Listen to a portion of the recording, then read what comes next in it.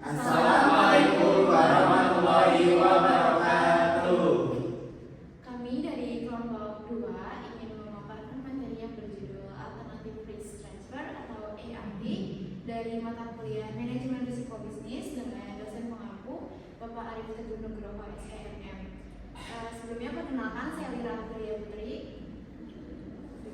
Saya Denika Mahendra. Saya Lia Kartika Dewi. Saya Rizky Febriansyah. Dan saya Zahra Aulia Nurmeda. Nah, pada presentasi kali ini ada beberapa materi yang akan disampaikan. Yang pertama ada pengertian ART, yang kedua hubungan ART dengan IRM, yang ketiga ada produk ART, dan yang terakhir ada manfaat IRM untuk ERT. Nah, kita masuk ke materi yang pertama. Ada pengertian ERT. ERT atau Alternative Risk Transfer adalah penggunaan teknik selain asuransi tradisional dari asuransi untuk menyediakan entitas yang menanggung risiko dengan cakupan atau perlindungan. Pengertian yang paling sederhana, perusahaan memindahkan risiko melalui polis asuransi, maka semua risiko yang berhubungan dengan suatu peristiwa yang dicakup oleh polis itu secara efektif akan dipindahkan dari perusahaan itu ke pihak asuransi. Nah, berbeda dengan asuransi konvensional, ERT mencakup solusi seperti sekuritas risiko, captive insurance, dan derivatif terkait asuransi. Tujuan utamanya adalah untuk mengelola risiko dengan cara yang lebih fleksibel dan seringkali lebih efektif biaya. Terus semenjak tahun 1990 bermunculan produk pemindahan risiko yang menggabungkan sifat asuransi dan derivatif. Di sini saya akan menjelaskan pengertian IRM.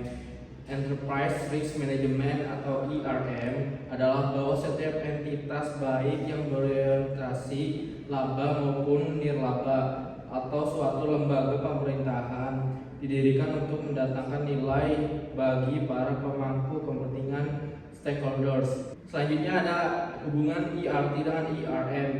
IRT menjadikan kerangka kerja untuk mengidentifikasi resiko yang muncul pada organisasi serta mengklarifikasikan resiko tersebut ke dalam kategori yang sesuai.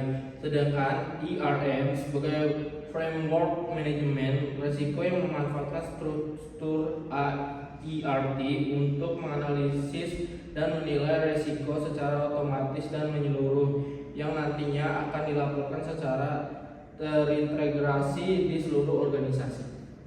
Di sini saya akan menjelaskan tentang manfaat IRM untuk IRT. Nah, di sini tuh terdapat 4 manfaat IRM untuk IRT. Yang pertama itu adalah menyelaraskan risk appetite dan strategi. Yang kedua mengaitkan antara pertumbuhan, resiko dan return. Yang ketiga meningkatkan kualitas keputusan dalam merespon resiko.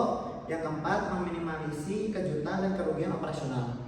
Untuk yang pertama, menyelaraskan risk appetite dan strategi, manajemen mempertimbangkan risk appetite entitas dalam mengevaluasi alternatif strategi. Kemudian diselaraskan dengan strategi yang telah ditetapkan dan dalam mengembangkan mekanisme untuk mengelola resiko-resiko terkait.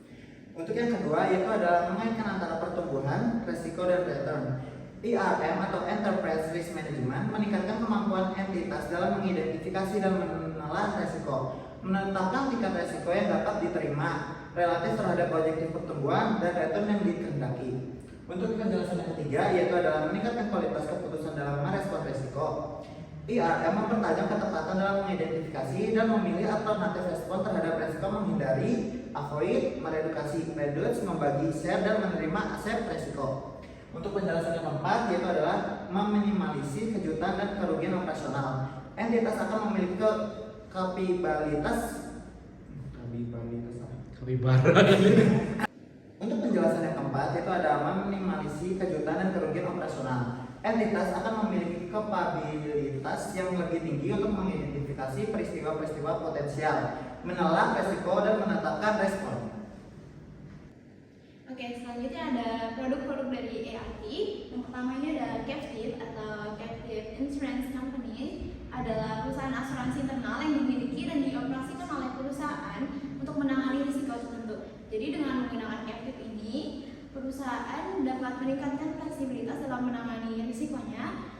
Selain itu juga mendapatkan akses ke pasar asuransi global serta dapat mengoptimalkan manajemen risiko serta biaya. Sehingga dengan ini perusahaan dapat meningkatkan kompetitif keunggulannya yang lebih efektif dan juga efisien. Nah, selanjutnya ini ada obligasi risk, yaitu obligasi risiko diterbitkan untuk mentransfer risiko tertentu kepada investor. Contohnya adalah cat bonds atau obligasi bencana yang membantu perusahaan itu mengelola risiko bencana alam. Ya, manfaat dari cat bonds ini yang pertama itu ada diversifikasi sumber pembiayaan risiko, yaitu memberikan alternatif pembiayaan yang menggantikan asuransi tradisional. Selanjutnya juga dapat meningkatkan stabilitas keuangan perusahaan sebagai akibat dari risiko bencana alam. Dan selanjutnya ada swaps risk atau swaps risiko adalah kontrak di mana dua pihak bertukar aliran kas atau pembayaran berdasarkan perubahan dalam variabel risiko tertentu. Misalnya kayak perusahaan manufaktur menukar fluktuasi risiko nilai tukar dengan perusahaan layanan keuangan yang terekspos dengan risiko suku bunga. Nah, selanjutnya yang terakhir itu ada derivative risk atau derivative risiko adalah kontrak finansial yang nilainya itu tergantung pada kinerja dari aset atau indeks yang berkaitan dengan risiko tertentu.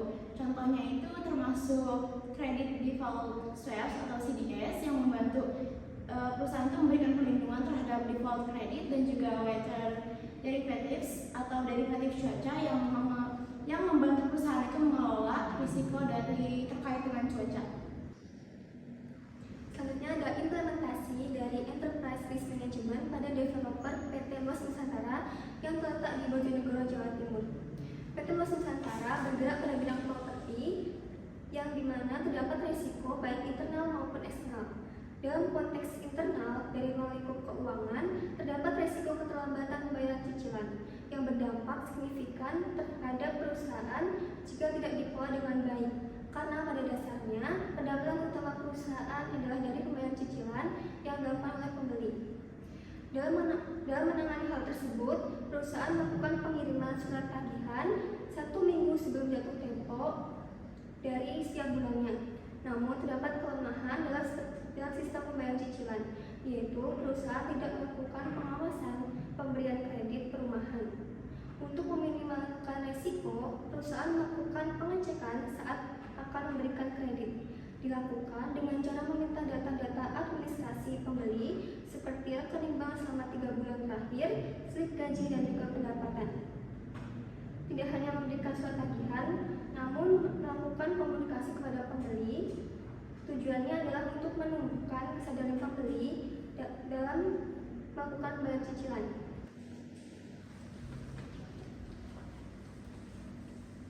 Sekian materi dari kelompok yang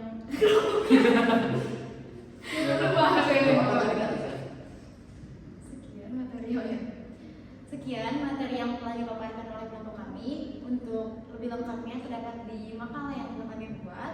Kurang lebihnya mohon maaf. Wassalamualaikum warahmatullahi wabarakatuh.